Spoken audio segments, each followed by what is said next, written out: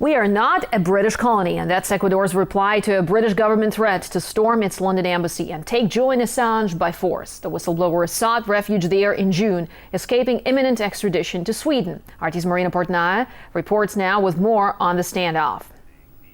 The government of Ecuador will announce its decision on Julian Assange's application for political asylum on Thursday, 12 GMT, 7 a.m. local time. That announcement was made by Ecuador's Foreign Minister Ricardo Patino, who during a press conference also said that Britain has threatened to storm Ecuador's embassy in London to arrest Julian Assange. Mr. Patino said that Ecuador had received from Britain, quote, a written threat that could assault our embassy, unquote, if Assange was not handed over to British authorities. Now, Julian Assange has been in the Ecuadorian embassy since mid-June, avoiding extradition to Sweden. The British officials say that they have an obligation to extradite Mr. Assange, and it would be only right that they gave Ecuador the full picture of their circumstance. Now, Ecuadorian officials say that Britain did deliver a message to their foreign ministry in a written context and also contacted their ambassadors in London.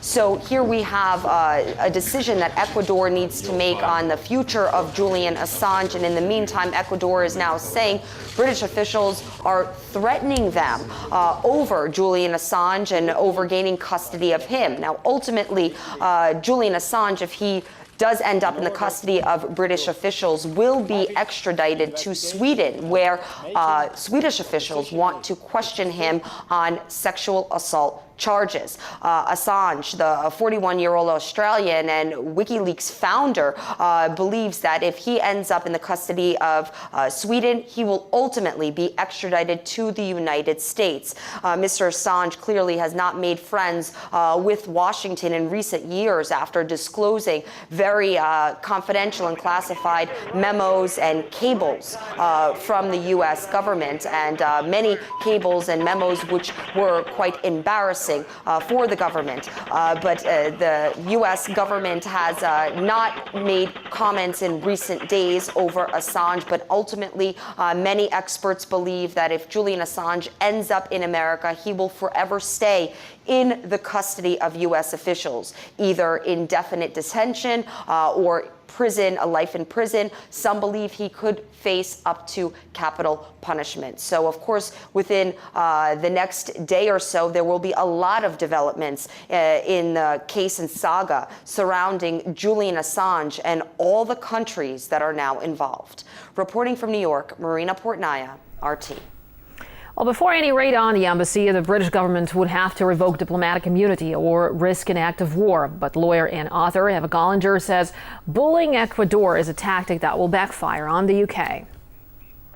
Under international law, it's a complete violation. So it would clearly cause a rupture in relations.